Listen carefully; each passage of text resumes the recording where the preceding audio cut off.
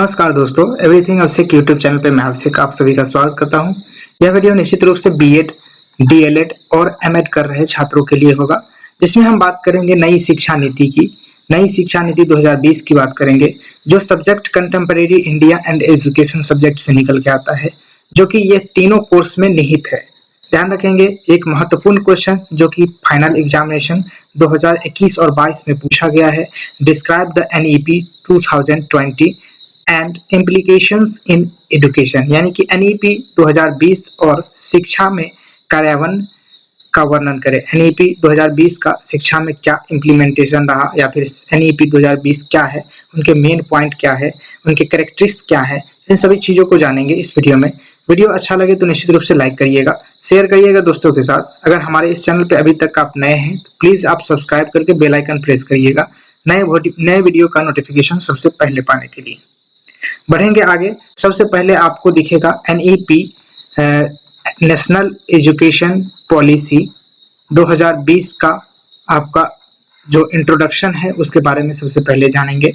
आपके स्क्रीन पे दिख रहा होगा, इंग्लिश में देखें तो द नेशनल एजुकेशन पॉलिसी कहते हैं 2020, यानी कि the national education policy NEP 2020 is a comprehensive policy framework in India that outlines a vision and roadmap for transforming the country's education system. It was approved by the Government of India in July 2020 and introduced several significant changes and reforms. बहुत सारे परिवर्तन, बहुत सारे पुनर्निर्माण की बात करा गया इस एजुकेशन पॉलिसी के द्वारा। इसी में आगे देखेंगे, the national education policy NEP 2020 in India was developed under the leadership of doctor K Kasturirangan, a former chairman of the Indian space organisation, यानी इसरो के यह चेयरमैन थे, पिछले मतलब फॉर्मर चेयरमैन थे के कस्तूरीरंगन। ध्यान रखेंगे, K Kasturirangan serve as the chairman of the NEP drafting committee. NEP 2020 के ड्राफ्टिंग कमेटी के चेयरमैन के कस्तूरीरंगन थे। इसी बात को ध्यान से देखेंगे तो हिंदी में आप जान सकते हैं कि राष्ट्रीय शिक्षा नीति 2020 में एक व्यापक नीति ढांचा है जो देश की शिक्षा प्रणाली को बदलने के लिए एक दृष्टिकोण और रोड मैप के रूप में तैयार करता है।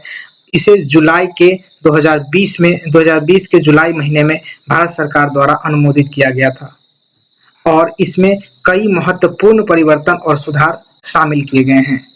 इन्हीं परिवर्तन और सुधारों को जानेंगे और इनसे जुड़ी शिक्षा में परिवर्तन को भी जानेंगे। बढ़ते हैं आगे। आपके स्क्रीन पे दिखेगा मेन पॉइंट ऑफ NEP 2020, यानी NEP 2020। सबसे पहला पॉइंट निकल के आता है आपके स्क्रीन पे, कहता है early childhood care and education को लेकर के। इसको शॉर्ट फॉर्म में ECCE कहा जाता है। ध्यान रखेंगे, ECCE का full form early childhood and education होता है। उसके बाद देखेंगे तो इसी को हिंदी में आप देख सकते हैं, तो हिंदी में इसे कहते हैं प्रारंभिक बचपन देखभाल और शिक्षा। इसी के बारे में जानेंगे, पॉइंट के बारे में। तो कहता है कि NEP 2020 emphasize the importance of ECCE for children aged 3 to 6 years, aiming to provide a strong foundation for learning and development. Learning and development के लिए 3 से 6 साल के बच्चे के लिए बेहद ही अच्छे तरीके से उन्हें शिक्षा प्राप्त हो, उनकी बचपन की देखभाल हो, इस चीजों को ध्यान में रखा गया। और इसी बात को यहाँ पर कहा गया कि NEP 2020 में 3 से लेकर के 6 वर्ष की आयु के बच्चे के लिए ECCE के महत्व पर जोर दिया गया, जिसका लक्ष्य था सीखने और विकास के लिए एक मजबूत आधार प्रदान करना। ध्यान रखेंगे। नेक्स्ट पॉइंट आपके स्क्रीन पे, स्कूल एजुकेशन रिफॉर्म्स मतलब पुनर्गठन।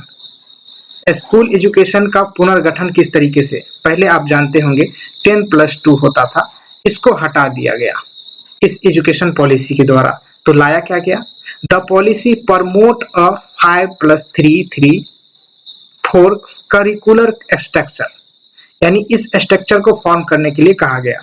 अब इस स्ट्रक्चर में 5 साल के लिए क्या है, तो with 5 years of foundational education, यानी बच्चे को 5 साल तक किस चीज को एजुकेशन दिया जाएगा, फाउंडेशनल एजुकेशन दिया जाएगा, उसकी बेसिक मजबूत किए जाएंगे। 3 साल followed by the 3 years of preparatory के बारे में यहाँ पर बताया जाएगा, कुछ थोड़ा सा और अधिक जानकारी दिया जाएगा। उसके बाद है 3 ईयर, फिर से 3 ईयर ऑफ मिडिल स्कूल के लिए या प्राइमरी स्कूल के लिए, उसके बाद मिडिल स्कूल में जाएगा। उसके बाद 4 जो लास्ट वाला 4 है, and 4 year of secondary education, this replace the 10+2 structure. यह जो स्ट्रक्चर है आपका रिप्लेस किया गया उसे 10+2 के स्ट्रक्चर से। इसी बात को हिंदी में देखें तो नीति 5+3+3+4 पाठ्यचर्या संरचना को बढ़ावा देती है, जिसमें 5 साल की मूलभूत शिक्षा 5 साल की मूलभूत शिक्षा दिए जाने की बात करा गया। उसके बाद है, उसके बाद 3 साल की तैयारी के लिए 3 साल की तैयारी, मतलब 3 साल उसे तैयार किया गया इस तरीके से कि वह मिडिल में जाए, उस तरीके की शिक्षा को हासिल कर पाए। ध्यान रखेंगे 3 साल के मध्य और 4 साल की माध्यमिक, 4 साल में 3 साल में मध्य विद्यालय और 4 साल में माध्यमिक शिक्षा शामिल करने की बात को कहा गया। और यह जो संरचना था जो कि 10+2 को प्रतिस्थापित यानी बदल के रखा। ध्यान रखेंगे। नेक्स्ट पॉइंट आपके स्क्रीन पे उसी से जुड़ी बातें हैं, रिफॉर्म्स, इससे जो मेन पॉइंट है आपका स्कूल एजुकेशन रिफॉर्म्स, उनसे ही जुड़ी बातें हैं। It advocates a holistic multidisciplinary approach to education, allowing students to choose subject across art, science and vocational areas। यह शिक्षा के लिए एक समग्र बहुविषयक दृष्टिकोण की वकालत करता है, जिससे छात्रों की कला, विज्ञान और वाणिज्यिक क्षेत्र में विषय चुनने की अनुमति मिलती है। इसी पॉइंट में अगला है आपका कि NEP 2020 aim to reduce the curriculum content to core essential, focusing on critical thinking and experiential learning। यानी कि कहा गया कि NEP 2020 का लक्ष्य महत्वपूर्ण सोच, अनुभवात्मक शिक्षा ध्यान केंद्रित करते हुए, इन सभी चीजों पर ध्यान केंद्रित करते हुए पाठ्यक्रम की सामग्री को मुख्य अनिवार्यताओं तक कम करने के लिए कहा गया। यानी जो मेन चीज है, मेन कंटेंट है, उसी को मतलब आगे बढ़ाने की बात कही गई। थिंकिंग, क्रिटिकल थिंकिंग को बढ़ावा देने की बात कही गई, एक्सपीरियंस देने की बात करी गई लर्निंग में बच्चे को, कि किसी भी काम को लेकर के बच्चे एक्सपीरियंस ले ले ताकि वह उस काम को अच्छे तरीके से कर पाए। ध्यान रखेंगे इस बात को। नेक्स्ट आपसे जुड़ी बातें हैं यहाँ पे कि असेसमेंट रिफॉर्म्स, अब मूल्यांकन में किस तरीके से रिफॉर्म किया गया, सुधार किया गया, इस बात को देखते हैं। तो the policy incorporates a shift from rote learning to competency based assessment. It propose a more flexible and formative assessment system, reducing the emphasis on high stake exam। यह जो नीति था यह रटने को लेकर योग्यता आधारित मूल्यांकन की ओर बदलाव को प्रोत्साहित करती है। यानी कि रटने पर आधारित जो मूल्यांकन होता है, योग्यता की मूल्यांकन होता है, उसको हटाने की बात करी गई। यह अधिक लचीली और रचनात्मक मूल्यांकन प्रणाली का प्रस्ताव रखता है, जिससे कि उच्च जोखिम वाले परीक्षाओं पर जोर कम हो जाता है। यानी जब हाई लेवल की एग्जामिनेशन होता है, उस एग्जामिनेशन में क्या हो जाता है, बच्चे कमजोर पड़ जाते थे। इसी वजह से इस पे जो रट करके किसी भी एग्जामिनेशन को देने की बात कही गई, उनको हटाने के बाद करा गया इसमें असेसमेंट रिफॉर्म्स में NEP 2020 के द्वारा। ध्यान रखेंगे इस बात को। नेक्स्ट आपके स्क्रीन पे higher education reforms, higher education यानी उच्च शिक्षा में भी सुधार की बात कहा गया NEP 2020 के द्वारा। NEP 2020 introduced a 4-year undergraduate program with multiple exit options, allowing students to earn certificate or diploma along way, increasing flexibility। जब बात करें NEP 2000 विकास की तो यहाँ पर देखें तो NEP 2000 विकास की कई निकास विकल्पों के साथ 4 साल के स्नातक कार्यक्रम की शुरुआत करता है, और जिससे छात्रों को लचीलापन बढ़ाते हुए प्रमाण पत्र या डिग्री या फिर डिप्लोमा अर्जित करने की अनुमति मिलती है। अब इसी बात को यहाँ पर ध्यान रखें तो जो ग्रेजुएट और अंडर ग्रेजुएट दोनों मिला करके 5 साल होता था, उसे अब 4 साल कर दिया गया और उन दोनों को मिलाकर के उन्हें एक सर्टिफिकेट मिलेगा जो कि होगा एक डिप्लोमा के आधार पर या फिर जो सर्टिफिकेट कर रहे होंगे, डिग्री कर रहे होंगे तो डिग्री के आधार पर ध्यान रखेंगे। उसी से जुड़ी नेक्स्ट पॉइंट होगा multidisciplinary education is promoted and universities are encouraged to become research incentives, यानी कि बहु विषयक शिक्षा को बढ़ावा दिया जाता है और बहु विश्वविद्यालयों को अनुसंधान गहन बनाने के लिए प्रोत्साहित किया जाता है, यानी इन्हें इंसेंटिव के तौर पे कॉलेजेस को, यूनिवर्सिटीज को दिया जाए जो कि मल्टी डिसिप्लिनरी एजुकेशन को प्रमोट कर सके। ध्यान रखेंगे। नेक्स्ट पॉइंट उसी से निकल के आता है, the policy aims to establish a national research foundation NRF to found and promote research and innovation. नीति का एक उद्देश्य अनुसंधान और नवाचार को वित्त पोषित करने और बढ़ावा देने के लिए एक राष्ट्रीय अनुसंधान फाउंडेशन NRF की स्थापना करना यहाँ पर निहित किया गया हायर एजुकेशन रिफॉर्म्स के अंतर्गत NEP 2020 के द्वारा। ध्यान रखेंगे। आगे बढ़ेंगे, आपके स्क्रीन पे आएगा teacher training and professional development के बारे में। यह एक महत्वपूर्ण पॉइंट हो जाता है, तब जाके आप किसी भी शिक्षा को बेहतरी ढंग से दे सकते हैं जब तक आपकी ट्रेनिंग अच्छी तरीके से ना हुआ है। यहाँ पर देख सकते हैं NEP 2020 focus on improving teacher training programs, continuous professional development and the use of technology for effective teaching। Technology को यूज करके इफेक्टिव टीचिंग की बात कही गई, जहां पर शिक्षक प्रशिक्षण और व्यावसायिक विकास की बात किया गया। तो NEP 2020 कहता है कि शिक्षक प्रशिक्षण कार्यक्रमों में सुधार, निरंतर व्यावसायिक विकास और प्रभावी शिक्षण के लिए प्रौद्योगिकी के उपयोग पर केंद्रित किया गया।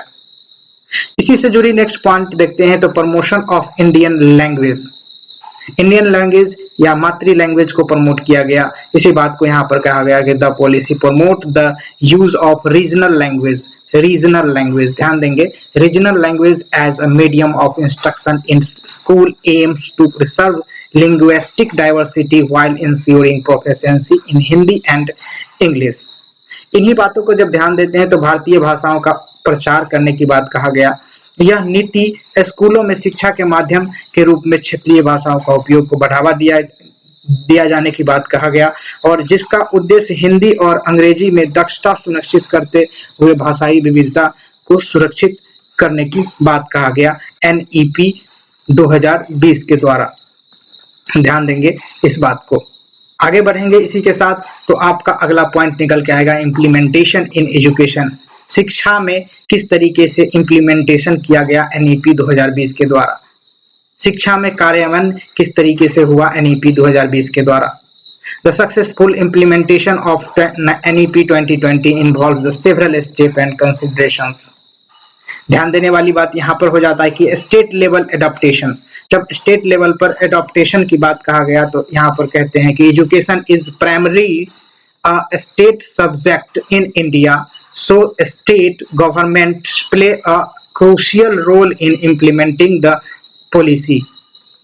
A state need to adapt the policy to their specific context and create implementation plan. यहाँ पर इसी बात को देखें तो राज्य स्तरीय अंगीकरण की बात कहा गया। जब राज्य स्तर पर जब किसी भी योजना, किसी भी नीति को अपनाया जाता है तो वहां पर अंगीकरण या एडॉप्टेशन की बात किया गया NEP 2020 के द्वारा। तो कहता है कि भारत में शिक्षा मुख्य रूप से राज्य का विषय है, इसलिए राज्य सरकारें नीति को लागू करने में महत्वपूर्ण भूमिका निभाती है और राज्यों को नीति को अपने विशिष्ट संदर्भों के अनुरूप ढालने और क्रियान्वयन योजना बनाने की आवश्यकता होती है। इस चीज को आप ध्यान देंगे कि शिक्षा एक क्या है, तो शिक्षा एक प्रकार का क्या कहते हैं उसको, समवर्ती सूची में आता है जो कि राज्य सरकार के अंतर्गत आता है। और इसी से जुड़ी बातें को जब देखते हैं तो भारत सरकार ने सबसे पहले कहा गया कि राज्य स्तर पर इसे लागू करने की मेन बात हो जाती है, तब जाके हम इस तरीके के शिक्षा को हम अपना सकते हैं। आगे देख सकते हैं पाठ्यक्रम और शैक्षणिक सुधार, जो कि कहता है curriculum and pedagogical reforms. School and higher education instructions need to design curricula, teaching method and assessment system to align with the new policies objective। जब बात करते हैं स्कूलों और उच्च शिक्षा संस्थानों की नई नीति के उद्देश्यों के अनुरूप पाठ्यक्रम, शिक्षण विधियों और मूल्यांकन प्रणालियों को फिर से डिजाइन करने की आवश्यकता हो गई। इस बात को ध्यान रखेंगे कि बार-बार पाठ्यक्रम और शैक्षणिक सुधारों की इसलिए आवश्यकता हो जाती है क्योंकि जब जिस समाज में हम लोग रह रहे होते हैं उस समाज में बदलाव आते रहते हैं और उस समाज में बदलाव आए उसके अनुरूप हम शिक्षा नहीं हासिल करें तो निश्चित रूप से हमें कोई फायदा, कोई वैल्यू नहीं रह जाएगा उस शिक्षा को। इसीलिए कहता है कि बदलाव बेहद ही जरूरी होता है, ध्यान रखेंगे। नेक्स्ट आपके स्क्रीन पे नेक्स्ट इम्प्लीमेंटेशन के रूप में सब कहा जाता है कि टीचर ट्रेनिंग के बारे में। Teachers require training to adopt to the new pedagogical approaches and assessment method proposed by NEP 2020 यानी professional development program are essential. Professional development programs are क्या है तो जरूरी है, इसेंशियल है, बेहद ही अनिवार्य रूप से कहा गया कि शिक्षक प्रशिक्षण की बात करें तो शिक्षकों की NEP 2020 द्वारा प्रस्तावित नए शैक्षणिक दृष्टिकोण और मूल्यांकन विधियों को अपनाने के लिए प्रशिक्षण की आवश्यकता होती है, जो कि व्यावसायिक विकास और कार्यक्रम की आवश्यकता के रूप में सामने आता है। इसी बात को देखते हैं तो नेक्स्ट पॉइंट निकल के आता है इंफ्रास्ट्रक्चर एंड रिसोर्स के बारे में। Adequate infrastructure, digital resource and teaching materials must be made available to school and higher education institutions. जब इसी बात को देखते हैं तो कहता है यहाँ पर कि बुनियादी ढांचा और संसाधन के बारे में बात करें तो यह बेहद ही होना जरूरी हो जाता है, जो कि शिक्षा को बढ़ाते हैं, शिक्षा को गुणवत्तापूर्ण बनाने के लिए कि स्कूल और उच्च शिक्षा संस्थानों को पर्याप्त बुनियादी ढांचा, डिजिटल संसाधन और शिक्षण सामग्री उपलब्ध कराई जाने की बात कहता है। ध्यान रखते हैं इस बात को और आगे बढ़ते हैं पांचवा पॉइंट की तरफ की monitoring and evaluation. Effective mechanism for monitoring the progress and outcome of policy implementation are essential to track its impact and make necessary adjustment। निगरानी और मूल्यांकन की बात करें तो नई शिक्षा नीति के द्वारा कहा गया कि नीति क्रियान्वयन की प्रगति और परिणामों की निगरानी के लिए प्रभावी तंत्र इसके प्रभाव को ट्रैक करने और आवश्यक समायोजन करने के लिए आवश्यक होता है। ध्यान रखेंगे। नेक्स्ट पॉइंट आपके पास निकल के आता है पब्लिक अवेयरनेस के बारे में। Rising awareness among parents, student and educational stake holder about the changes introduced by NEP 2020 is vital for successful adaptation.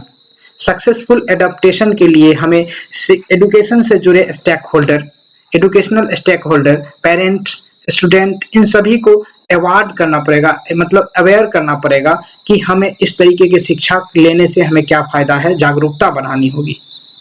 NEP 2020 द्वारा पेश किए गए परिवर्तनों के बारे में माता पिता, छात्रों और शैक्षिक हितधारकों के बीच जागरूकता बढ़ाना इसके सफल बनाने के लिए बेहद ही महत्वपूर्ण हो जाता है।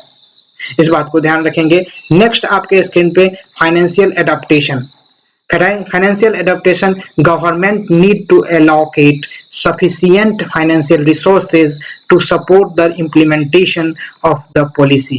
यानी पॉलिसी को सक्सेसफुल करने के लिए उन्हें फाइनेंशियल तौर पे उन्हें रिसोर्स देना जरूरी हो जाता है, एक विशिष्ट यानी सफिशिएंट रिसोर्स देना जरूरी हो जाता है, सफिशिएंट फाइनेंशियल सपोर्ट देना जरूरी हो जाता है। इस बात को कहा गया कि especially for innovate देख सकते हैं initiatives like ECCE and research funding।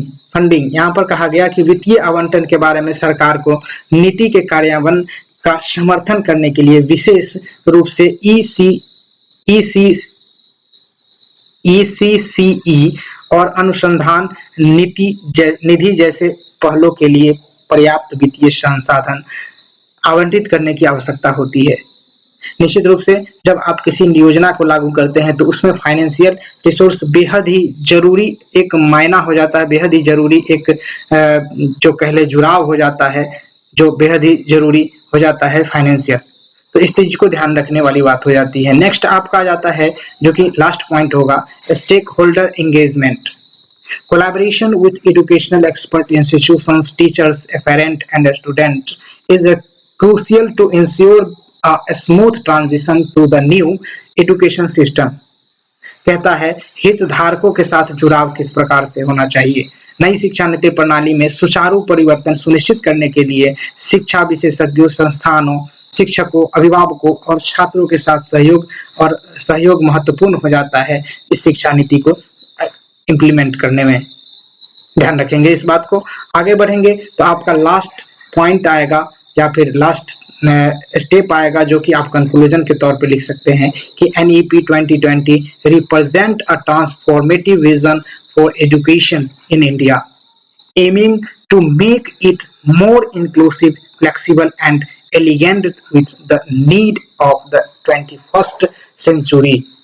Its successful implementation will require coordinate efforts at all levels of education system and the active participation of various stakeholders. NEP 2020 Bharat में शिक्षा के लिए एक परिवर्तनकारी दृष्टिकोण का प्रतिनिधित्व करता है, जिसका लक्ष्य इसे अधिक समावेशी, लचीला और 21वीं सदी की जरूरतों के अनुरूप बनाना है। इसके सफल क्रियान्वयन के लिए शिक्षा प्रणाली के सभी स्तरों पर समन्वित प्रयासों और विभिन्न हितधारकों को सक्रिय भागीदारी की आवश्यकता होगी। ध्यान रखेंगे इस बात को। और इस क्वेश्चन का आपका किस तरीके से लगा जवाब, इस क्वेश्चन का किस तरीके से यह आंसर मैंने जो दिया NEP 2020 के बारे में, आप कमेंट बॉक्स में जरूर कमेंट करके बताइएगा। फिलहाल इस वीडियो में मैं आपको बता रहा था NEP 2020 के बारे में, बहुत सारे ऐसे जानकारी जो आपके परीक्षा में उपयोगी होंगे। फिलहाल इस वीडियो में तब तक के लिए जय हिंद, वंदे मातरम। Thanks for watching this video.